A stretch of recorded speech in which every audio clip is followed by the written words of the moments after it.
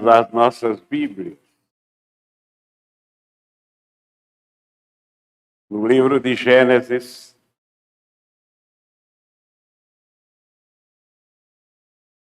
capítulo 1, versículos 3 e 4.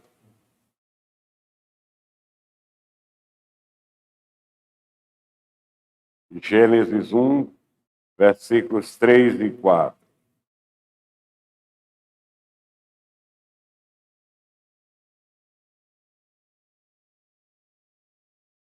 Disse Deus: haja luz, e houve luz. E viu Deus que a luz era boa, e fez separação entre a luz e as trevas. Ó Pai, Pai Santo, Pai nosso que estás nos céus, Tu que és de fato a nossa fonte de luz. Ilumina cada um de nós nesta manhã, Senhor, para que possamos prestar atenção na Tua mensagem e aprender com ela a viver debaixo de Ti, debaixo das Tuas asas.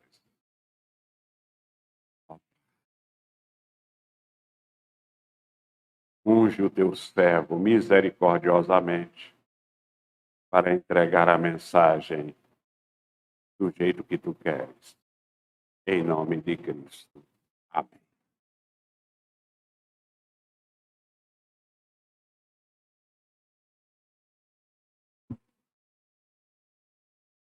Disse Deus. Moisés aqui pela primeira vez, ele introduz Deus no ato de falar.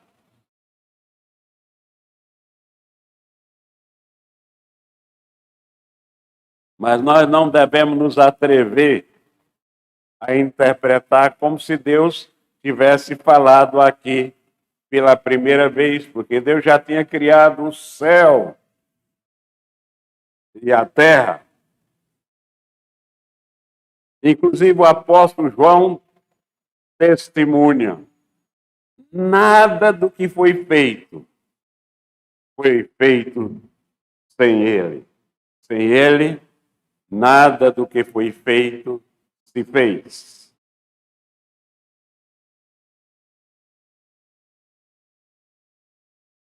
Sem dúvida nenhuma, o que nós observamos aqui é que o mundo tem início pela mesma eficácia da palavra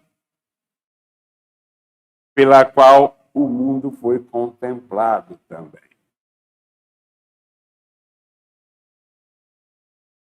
Então, Deus aqui se manifestou sua palavra para dizer: haja luz.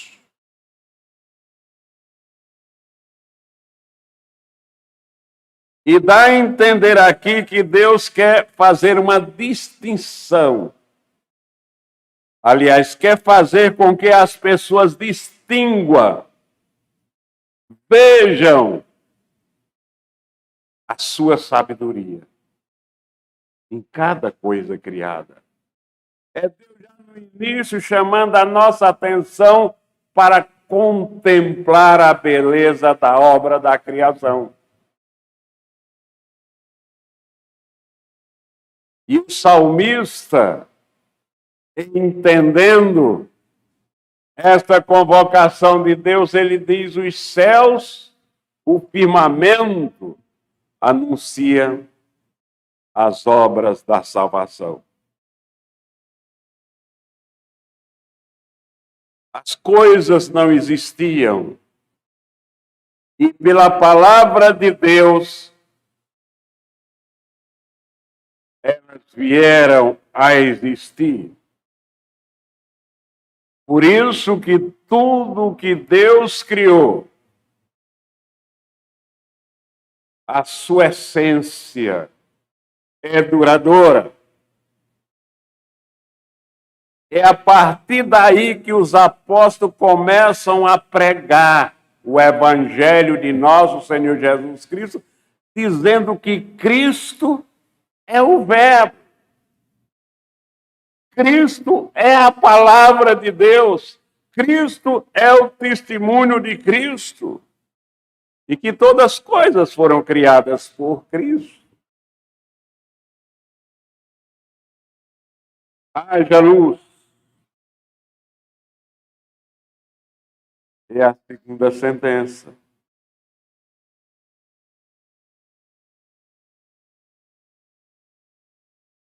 A luz veio a existir para que nós pudéssemos contemplar a ornamentação da criação de Deus, a excelente beleza da criação de Deus. Mas, meus irmãos, muitas vezes nós, na nossa pequena fé, somos tentados e caímos na tentação de nos portarmos como os ignorantes, a pensar se o sol e a lua desaparecessem, o mundo não existiria mais luz. Como se a luz fosse proveniente do sol, a verdadeira luz, quando na realidade a fonte é Deus e não o sol. O sol é apenas uma criatura de Deus. É necessário que nós passemos a prestar atenção no Deus Todo-Poderoso da Bíblia, porque é a esse que nós adoramos.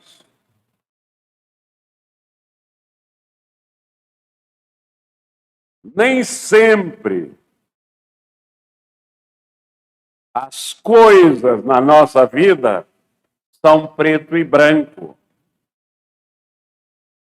Nem sempre as coisas são fáceis de entender, principalmente para os ignorantes, aqueles que não têm Cristo, não têm a luz no seu coração. Porque quando Deus faz brilhar a sua luz em nós, nunca mais nós seremos mornos. Seremos sempre quentes. Porque quando Deus faz brilhar a sua luz, não há mais lugar para meio termo. O versículo 4 diz: e viu Deus que a luz era boa. E viu Deus que a lua era boa. Aqui Moisés está apresentando Deus supervisionando a sua própria obra. E Deus está olhando a sua obra não porque ele pensasse que ela não seria boa, mas ele está dando exemplo aos seus filhos para se deleitar com a sua obra.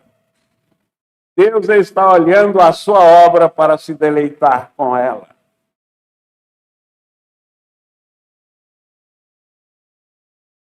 E nós temos todos os motivos do mundo para estar prestando atenção à obra de Deus.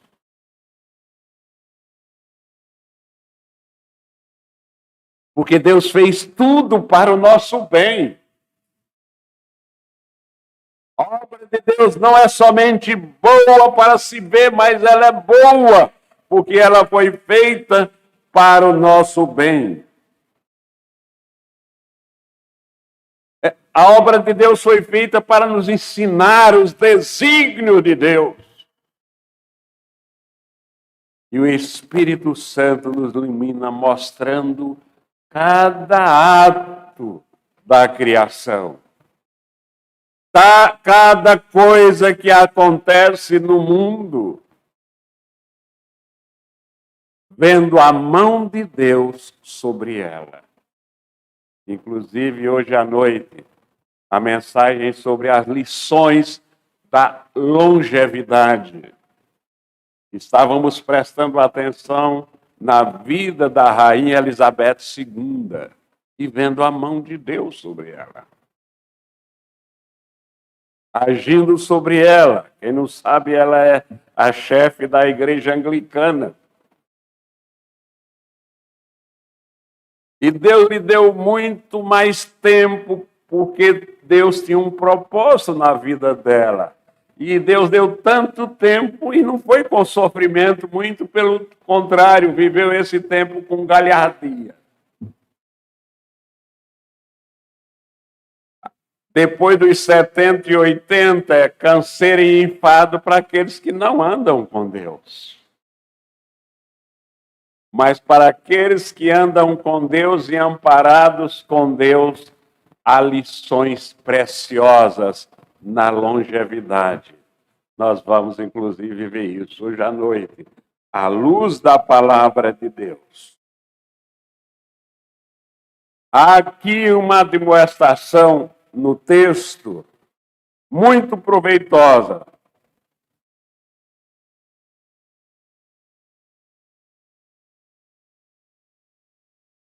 Essa demonstração é para que nós investamos a maior parte, se não todo o tempo da nossa vida, para considerar e admirar as obras de Deus.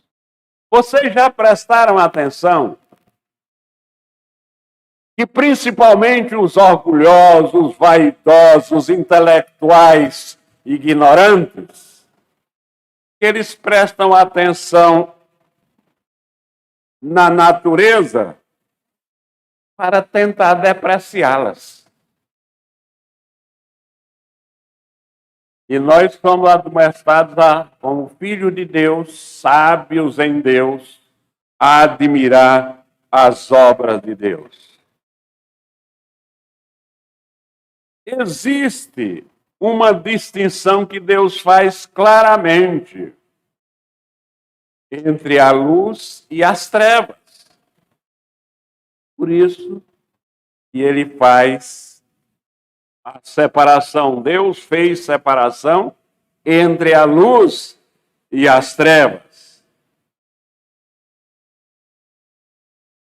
A luz foi o primeiro ato da criação, exatamente para afastar as trevas. Existe um povo de Deus e um povo do diabo. Quem não é povo de Deus é povo do diabo.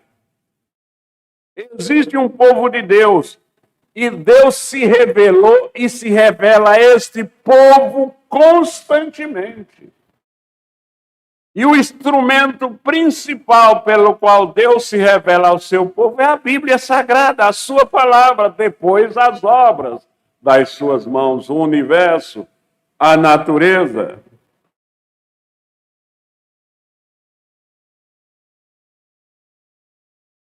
Lembrem-se que na salvação de Noé e sua família estava presente a revelação de Deus ao líder da família.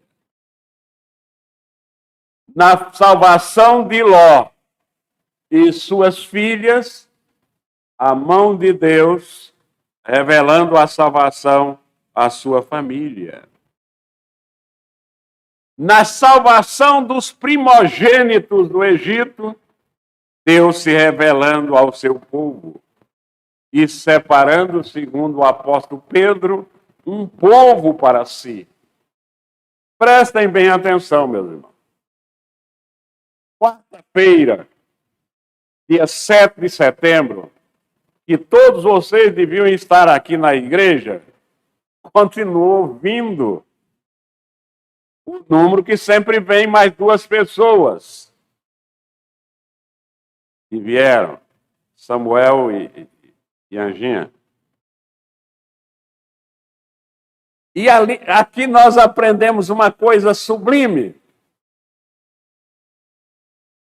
Porque nós estamos estudando o Salmo 27, e nele o salmista revela um tremendo desejo de morar na igreja. Porque Davi tinha aquele desejo tremendo. Porque Davi lia a Bíblia. Por que você não tem? Porque você não lê a Bíblia. A Bíblia diz que quando nós nos reunimos, Deus estende as suas asas para proteger e abençoar os fiéis. Deus está com as suas asas estendidas agora sobre nós, nos abençoando, é o que diz a palavra de Deus. Esta é a distinção. Por isso Deus faz separação entre a luz e as trevas. 1 Pedro 2,9 nós lemos. Vós, porém, sois raça eleita, sacerdócio real, nação santa, povo de propriedade exclusiva de Deus, a fim de proclamardes as virtudes daquele que vos chamou das trevas para a maravilhosa luz. E ainda, Tito 2,14, o qual a si mesmo se deu por nós, a fim de remir-nos de toda a iniquidade e purificar para si mesmo um povo exclusivamente seu, zeloso de boas obras. Deuteronômio 7,6, porque tu és povo santo ao Senhor. O Senhor teu Deus te escolheu para que ele fosse o seu povo próprio de todos os povos que haverá sobre a terra. Deus fez separação entre as luzes e as trevas, porque nunca pode haver comunhão entre a luz e as trevas, entre um ímpio e um santo.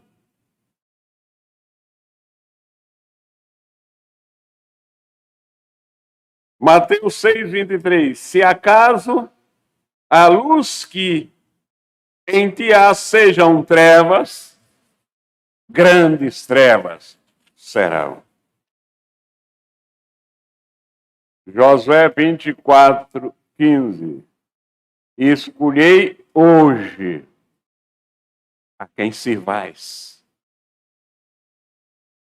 Ou você ainda não escolheu a quem você serve? A quem eu sirvo, eu dou primazia. O primeiro lugar na minha vida é dele. Não é dos meus filhos, apesar de serem muito queridos por mim.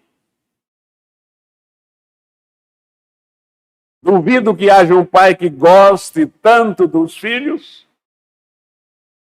Mas Deus tem primazia quando se trata de Quelita ou Silas filho. Deus tem primazia quando se trata de Antônia. Deus tem primazia quando se trata de meus pais. Deus tem primazia quando se trata de 2001. E de tudo que ele me deu. Primazia é primazia em tudo. E então, nós somos este povo que escolheu servir a Deus. E nós aprendemos em Mateus 6,24, não podeis servir a Deus e o dinheiro. Não podemos servir a dois senhores. O nosso Senhor é nosso Senhor Jesus Cristo. Antes de qualquer coisa. Hoje, aqui, agora, é preciso de uma vez por toda que tomemos uma decisão certa. Ou nós estamos de um lado, na luz, ou estamos do outro lado, nas trevas.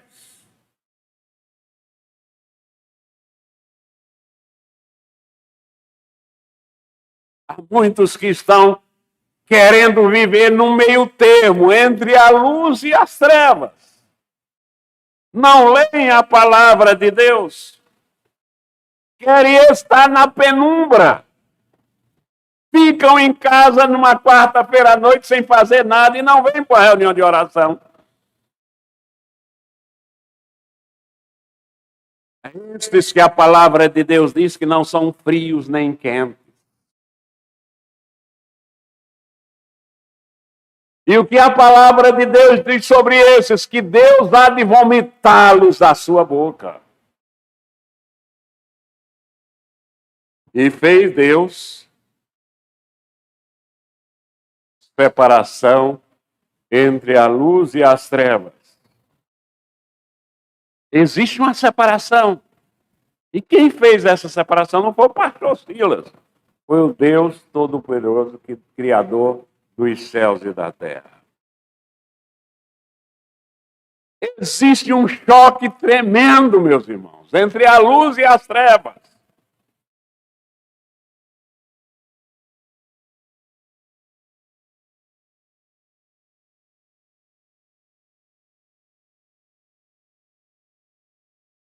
Há um curto-circuito, onde tudo fica escuro.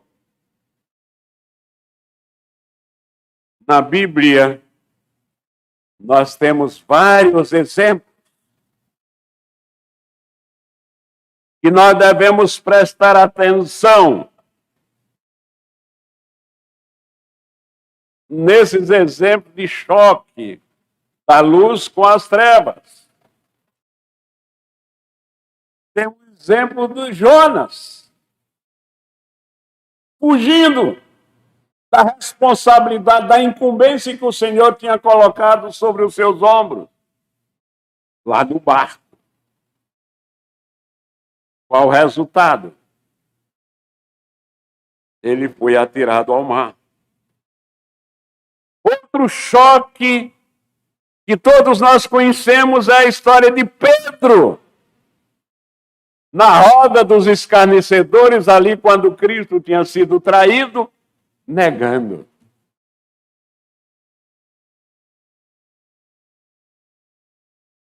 Cristo nos preparou.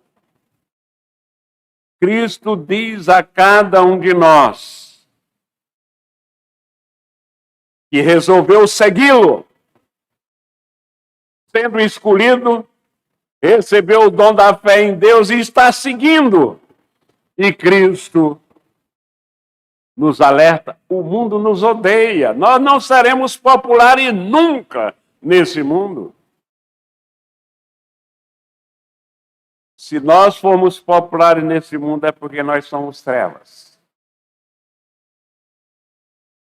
A luz não é popular nesse mundo de miséria e dor, mergulhado nas trevas do diabo. O mundo não nos entende, o mundo é ignorante das verdades bíblicas da sabedoria divina.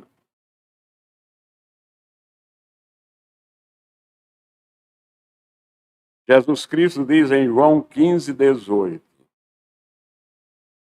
se o mundo vos odeia, sabei quem primeiro do que a vós outros me odiou a mim.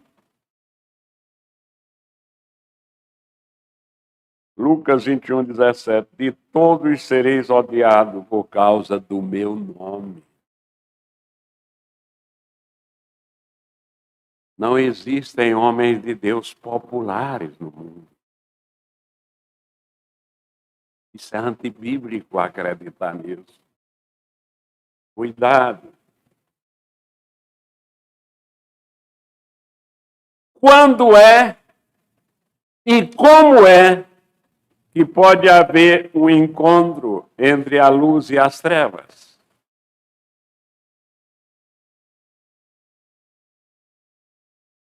Jesus Cristo Santo viveu com pecadores, transformando-os em santos.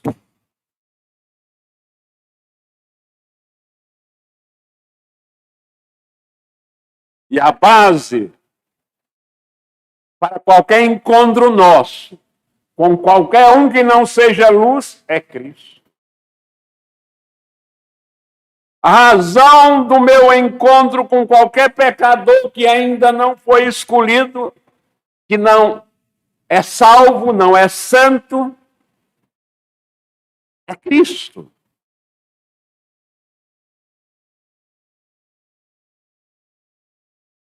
Eu não devo me encontrar com qualquer ímpio ou perverso se o motivo daquele encontro não for Cristo. É o que a Bíblia está nos ensinando. Se o cristão não pode dar testemunho de Cristo no lugar em que ele se encontra, aquele não é um lugar de cristão. Prestem atenção. Qual é o lugar que eu devo ir? Aquele que lá você vai dar testemunho de Cristo. Se você não pode dar testemunho de Cristo lá, aquele não é seu lugar se você é um cristão ou uma cristã. É o que a Bíblia nos ensina mesmo. O que Jesus Cristo disse? Que quando alguém nos rejeitasse, o Jesus Cristo está falando isso porque a razão pela qual nós vamos num lugar que não é a igreja é pregar o evangelho de nosso Senhor Jesus Cristo a almas perdidas. Então, e se de fato nós formos para aquele lugar e pregarmos o evangelho e não formos aceitos, o que nós devemos fazer? O que Cristo manda fazer?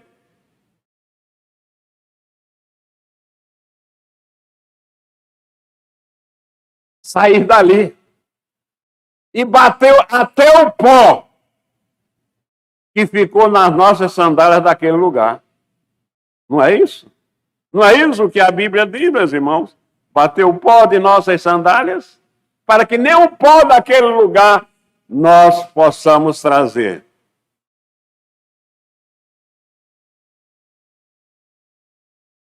Deve haver encontros nossos, até mesmo em lugares onde não seja dominado por Cristo, mas a razão do encontro deve ser Cristo. Por isso é que é necessário que a nossa luz, a chama do Evangelho, a chama do Espírito Santo, esteja sempre bem viva.